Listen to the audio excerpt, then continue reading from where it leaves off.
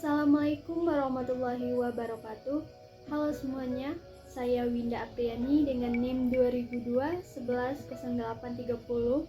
Baik, di video ini saya akan menjelaskan tentang strategi lokasi yang dimana diampu oleh Bapak Rio Marfuang dalam mata kuliah Manajemen Operasional Lanjutan. Baik, langsung saja ke materinya. Baik, nah teman-teman, dalam materi strategi lokasi. Dalam strategi lokasi, perlu adanya identifikasi lokasi. Nah, pemilihan lokasi itu meliputi 1. Memperluas tempat fasilitas yang sudah ada. 2. Mempertahankan lokasi yang ada sekarang. Sementara itu tetap menambahkan tempat fasilitas di tempat yang lain. 3. Menutup tempat fasilitas yang ada dan pindah ke lokasi lain. Nah, selanjutnya teman-teman, dalam manajemen operasional, keputusan lokasi itu sangat penting. Maka dari itu, strategi lokasi merupakan hal yang tidak dapat diabaikan oleh perusahaan. Karena apa?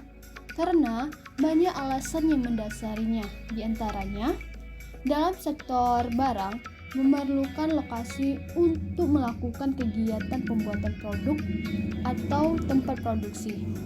Sedangkan untuk sektor jasa memerlukan tempat untuk memberikan pelayanan bagi konsumennya. Nah, tahukah teman-teman tujuan dari strategi lokasi ini apa? Nah, tujuan dari strategi lokasi adalah untuk memaksimalkan keuntungan dari lokasi bagi perusahaan tersebut. Nah, selanjutnya yaitu faktor-faktor yang mempengaruhi keputusan lokasi tersebut. Yang pertama, ada produktivitas tenaga kerja. 2. Nilai tukar mata uang dan risiko mata uang. 3. Biaya. 4. Risiko politik, nilai dan budaya. 5. Kedekatan dengan pangsa pasar. 6. Kedekatan dengan para pemasok, dan terakhir, kedekatan dengan para pesaing. Selanjutnya, dalam strategi lokasi, memiliki macam-macam model dalam menentukan lokasi. Yaitu yang pertama ada metode pemeringkat faktor. Dalam metode pemeringkat faktor, terdapat langkah-langkah sebagai berikut. Yang pertama, kembangkan daftar faktor yang relevan. 2. Berikan bobot pada masing-masing faktor. 3. Kembangkan skala untuk tiap-tiap faktor, misalnya 1 hingga 10 atau 1 hingga 100 poin. 4. Memiliki skor manajemen pada masing-masing lokasi untuk tiap-tiap faktor dengan menggunakan skala dalam angka ketiga. 5. Gandakan skor oleh bobot untuk setiap faktor dan total skor untuk tiap-tiap lokasi. 6. Buatlah rekomendasi didasarkan pada skor poin maksimum, mempertimbangkan hasil dari pendekatan kuantitatif lainnya. Yang kedua, break-even analysis. Analisis biaya volume lokasi adalah teknik untuk membuat perbandingan ekonomi dari alternatif lokasi dengan identifikasi biaya tetap dan variabel serta menggambarkan grafiknya untuk masing-masing lokasi. Dengan demikian, kita dapat menentukan yang manakah yang memberikan biaya terendah. Selanjutnya yaitu langkah untuk melakukan analisis biaya volume lokasi sebagai berikut. Yang pertama, menentukan biaya tetap dan variabel untuk tiap lokasi. 2.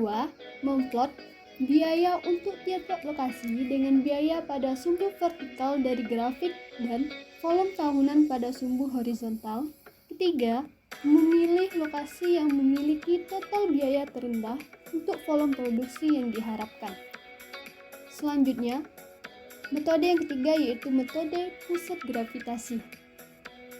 Metode pusat gravitasi ini adalah teknik matematika yang digunakan untuk menemukan lokasi pusat distribusi yang akan meminimalkan biaya distribusi. Nah, metode ini mempertimbangkan lokasi pasar, volume barang yang dikirimkan pada pasar tertentu, dan biaya pengiriman dalam menentukan atau menemukan lokasi terbaik untuk pasar distribusi. Nah, langkah pertama dalam metode ini adalah untuk mendapatkan lokasi pada sistem koordinat. Sistem koordinat dan skala yang digunakan adalah titik awal acak. Nah, hal ini dapat dilakukan dengan mudah dengan menempatkan kotak melalui peta biasa. Dan yang terakhir yaitu metode transportasi. Nah, tujuan dari moda transportasi adalah untuk menentukan pola pengiriman terbaik dari beberapa poin penawaran kepada beberapa poin permintaan. Dengan demikian, dapat meminimalkan total produksi dan biaya transportasi. Baik, selanjutnya saya akan menjelaskan contoh dari metode pemeringkat faktor. Thomas Park, Five Flags di Florida. Rantai Thomas Park yang berorientasi pada 10 keluarga di Amerika Serikat telah memutuskan untuk memperluas ke luar negeri dengan membukakan taman pertamanya di Eropa. Dia ingin memilih di antaranya yaitu Prancis dan Denmark. Teman-teman dapat melihat tabel ini yang dimana ada faktor kunci keberhasilan, terdapat ketersediaan tenaga kerja dan perilaku, rasio orang terhadap mobil, pendapatan per kapita, struktur pajak, pendidikan, dan kesehatan. Nah, di sini ada bobot skor dari masing-masing negara yaitu Prancis dan Denmark. Cara mencarinya yaitu dengan mengalihkan bobot dikali dengan skor dari masing-masing negara tersebut. Ketersediaan tenaga kerja perilaku dengan bobot 0,25 dikali dengan skor Prancis yaitu 70 hasilnya 17,5. Sedangkan Denmark skornya 60 dikali 0,25 yaitu 15,0. Pada rasio orang terhadap mobil, bobotnya 0,05, skornya pada Prancis 50 dikali jadi 2,25. Pada Denmark skornya 60 dikali dengan bobot 0,05, 3,0. Begitu juga dengan pendapatan per kapita, struktur pajak, pendidikan, dan kesehatan. Setelah dikalikan semuanya, maka dijumlahkan dari faktor kunci keberhasilan tersebut, yang dimana Prancis yaitu 70,4, sedangkan Denmark yaitu 68,0. Baiklah, itulah hasil pembahasan tentang materi strategi lokasi. Diharapkan teman-teman dapat mempelajari dan memahaminya. Dan apabila terdapat kesalahan, saya minta maaf.